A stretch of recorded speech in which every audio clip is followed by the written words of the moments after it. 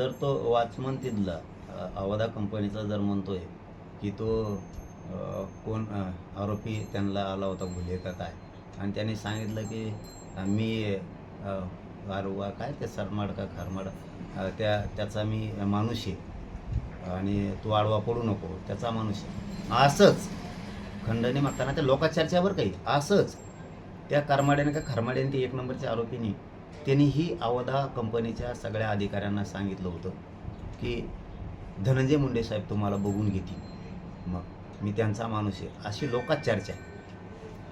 कारण यांनी अशाच धमक्या दिलेल्या आहेत इथून मागं सुद्धा खून करताना, मग तो मुंडेचा खून असो, त्या आंधळेचा खून असो किंवा तो गीतेचा असो, अशाच धमक्या दिलेल्या आहेत त्यांनी. फक्त सरकार धनंजय मुंडेला वाचवते अशी ही लोकात चर्चा आहे, लोकांमध्ये चर्चा आहे की जो फरार आरोपी आहे त्याने धनंजय मुंडेला फोनसुद्धा लावले होते आणि त्यावेळेस धनंजय मुंडेने असं सांगितलं होतं जणू. आता हे चर्चा जनतेत हे आता पारापारावर होणारी चर्चा आहे म्हणल्याच्या नंतर 100%च ती बाहेर येणार. गावात चर्चा झाल्याच्या नंतर ती वाऱ्यासारखी पसरत जाणार, कुठल्या तरी त्यांच्याच गावात चर्चा होणार आणि मग ते बाहेर येणार. त्यांनीही फोन केला होता तर त्यावेळेस असं सांगितलं होतं म्हणून. आता ही लोकांमधली चर्चा आहे, आता ही खरी खोटी तपास यंत्रणेने बघितली पाहिजे आणि खरीच असायला पाहिजे, खोटी असण्याचं काहीच कारण नाही. की त्यांनी फोन लावला होता जणून फरार असताना, त्या एकट्या फरार असलेल्या त्यांनी एकट्यानेच नाही तर फरार असणारे ती 7-8-9 आरोपी त्यांनी सुद्धा की असं आमच्याकडून खून झाला आहे हेही त्याला माहीत होतं. तरी त्या धनंजय मुंडेनं असं सांगितलं म्हणून की मी आहे ना, तुम्हाला काय करायचं तुम्ही निवांत राहा, अशी सुद्धा लोकात चर्चा आहे. मग आता जरा हे त्याचे लोक आहेत, पण आता आपण त्याच्या पुढे जाऊ. लोकातल्या चर्चेच्या पेक्षा आपण त्याच्यातला पुढे जाऊ. आता ती खरी खोटी येते ते होत राहील, त्याच्याही पुढे जाऊ. हे लोक धनंजय मुंडेचे. खंडणीसाठी बैठक मुंबईत पण झाली, खंडणीसाठी बैठक धनंजय मुंडेच्या ऑफिसला पण झाली परळीच्या. हे लोक याचे आहेत.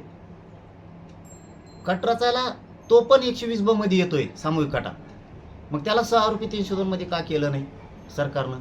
एक आमदार आहे म्हणून, तुम्ही जर आमदार आहे म्हणून फडणवीस साहेब आणि अजितदादा तुम्ही जर सांभाळतात तर एक दिवस असा उगणार आहे की तुम्हाला सुद्धा ते संकटात नेणार. शेवटी नियती दम खाणार नाही, सगळं बाहेर येणारच. फडणवीस साहेबांनी आणखीन एक चूक केली याच्यात. फडणवीस साहेबांनी 6 आरोपी लोकांना का केलं नाही? 9च कसं काय आरोपी आहेत ते? फक्त 9 कसं काय आहेत? त्यांना गाड्या घेऊन फिरवणारे, आरोपीला घेऊन पळणारे हे आरोपी होत नाहीत का? इथून पुढं जर असे काही घटना झाल्या, एखाद्याने खून केला, कुठं काय केलं आणि तो जर पळून गेला आणि त्याला जर एखाद्याने मोटरसायकलवर नेलं, लांब नेऊन सोडलं, तुम्ही त्याला आरोपी नाही करणार का? तुम्ही त्याला आरोपी नाही करणार का इथून पुढं? भीमा म्हणजे नेऊन सोडणारा संत का? संत महंत झाला का नेऊन सोडणारा? तो पण तेवढाच गुन्हेगार झाला, कारण तो त्या सामूहिक कटात असे गाड्यावले आहेत, त्यांना घरं देणारे आहेत, पैसे पुरवणारे आहेत, काही डॉक्टर लोक आहेत त्याच्यात पैसे देणारे, काही पोलीस अधिकारी त्याच्यात, काही पोलीस अधिकाऱ्यांनी सहकार्य केले आरोपीला ते पण आहेत, काही ते कोण डॉक्टर आहे राऊत म्हणून कोणीतरी भीडचा, तो सुद्धा तिथं आहे. कसं काय त्या डोक्याला नसत्या मुंग्या आल्या म्हणून त्याला ICU मध्ये ॲडमिट ठेवलं त्याने.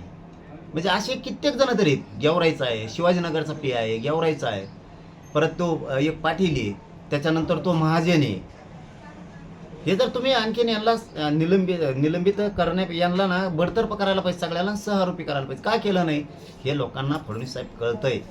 तुम्ही सरकारचा प्रतिनिधी आंदोलनात घातला, त्याच्या माध्यमातून तुम्ही हे 6 आरोपी आणि धनंजय मुंडे वाचवले, याचा पुनर्तपास होणार आहे आणि करावंच लागणार आहे. त्याशिवाय देशमुख कुटुंबाला न्याय मिळणार नाही. कारण याच्या जवळपास 150पेक्षा जास्त आरोपी होते, 6 आरोपी होते. धनंजय मुंडे 302 मध्ये हाई हे सिद्ध झाले. कारण हे लोक ज्याने जबाब दिलाय हे लोक धनंजय मुंडेचे, आणि यांनी धनंजय मुंडेसाठी खून केला, पैशासाठी केलेला आहे. त्यामुळे धनंजय मुंडे 302 मध्ये घ्या. नसता एक दिवस सरकार पुढं संकट म्हणून धनंजय मुंडे उभा असणार आहे. सरकारने विशेष करून फडणवीस साहेबांनी अजितदादांनी याला वाचवू नका. तुम्ही जर वाचवलं तर याचे परिणाम आणि फळ तुम्हाला काही दिवसांना कोणा भोगावे लागणार आहेत. आज तुम्हाला वाटत असून आमची सत्ता आहे म्हणून आम्ही तुला वाचू, पण एक नाही एक दिवस हे प्रकरण तपासाला डबल तपासाला बाहेर निघणार.